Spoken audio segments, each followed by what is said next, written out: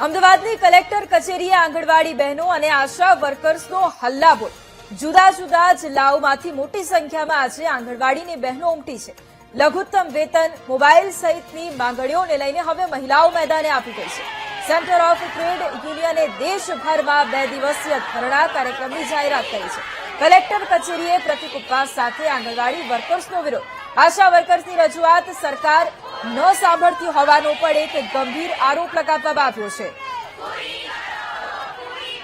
અને આજ મુદ્દે સંવાદદાતા પાર્થ લાઈવ જોડાઈ ગયા છે। પાર્થ, આજે અમદાવાદની કલેક્ટર કચેરીએ આંગણવાડી બહેનો અને આશા વર્કર્સનો હલ્લાબોલ, અનેક માંગણીઓ સાથે તેઓ પહોંચી છે। કઈ કઈ માંગ છે અને શું ઉદ્દેશ્ય સાથે તેઓ આજે આ ધરણામાં જોડાઈ છે?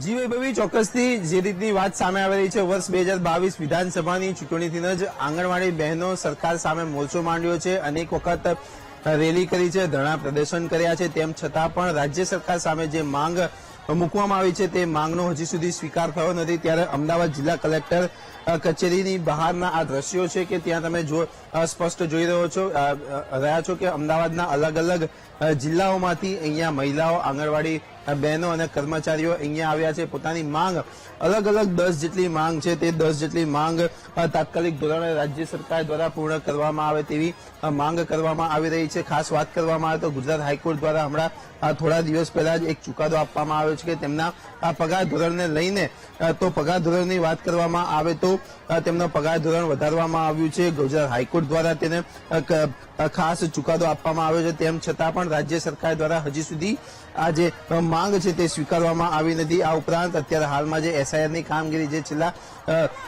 4 નવેમ્બરથી ચાલી રહી છે, 10 રાજ્યોમાં ચાલી રહી છે, ત્યારે ગુજરાતમાં આંગણવાડી બહેનોને મદદગાર બીએલઓ તરીકેની જવાબદારી સોંપવામાં આવી છે। આ તમામ જે વધારાની જવાબદારી સોંપવામાં આવી છે, કેન્દ્રની જે જવાબદારી સોંપવામાં આવી છે, તેને લઈને વાત કરવામાં આવે તો હાલમાં અત્યારે જે આંગણવાડી બહેનો છે તે અહીંયા વિરોધમાં અત્યારે અમદાવાદના કલેક્ટર કચેરીની બહાર બેઠા છે। અને ખાસ કરીને વાત કરવામાં આવે તો જે સરકારની જે માંગ છે તેની સાથે આપણે જે અહીંયા જે કર્મચારીઓ છે તેમની સાથે ખાસ વાતચીત કરવાનો પ્રયત્ન કરીશું।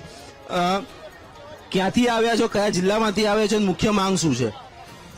અમે સાબરકાંઠા જિલ્લામાંથી ઈડરથી આવ્યા છીએ અને અમારી મુખ્ય માંગ એટલી છે કે હાઈકોર્ટે જે ચુકાદો આપ્યો છે એની અમલવારી થાય। આ સરકાર હાઈકોર્ટને પણ જો ના ગણતી હોય તો આગળનું ભવિષ્ય પૂરા ભારતનું સૌથી વધારે ખરાબ છે। બીએલઓની કામગીરી પણ તમને સોંપવામાં આવી છે?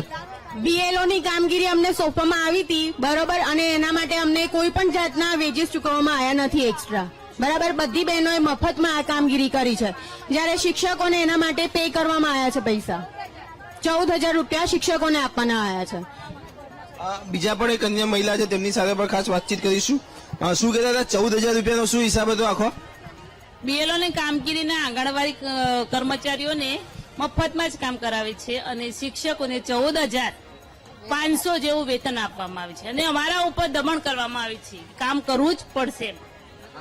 હા, કે નોકરીમાં છૂટા અને 3 વાગ્યા પછી પણ બોલાવવામાં આવે છે બીએલઓની કામગીરી માટે।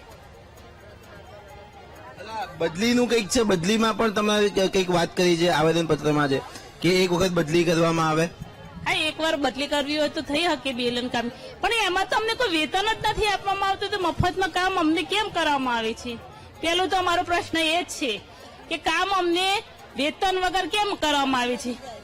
અમે લેડીઝ છીએ, અમે નારી છીએ, તો નારીનું શોષણ કેમ કરવામાં આવે છે? મોબાઈલની પણ વાત કરવામાં આવે તો વર્ષ 2022ની ચૂંટણીમાં મોબાઈલ આપવાનું વચન આપવામાં આવ્યું હતું।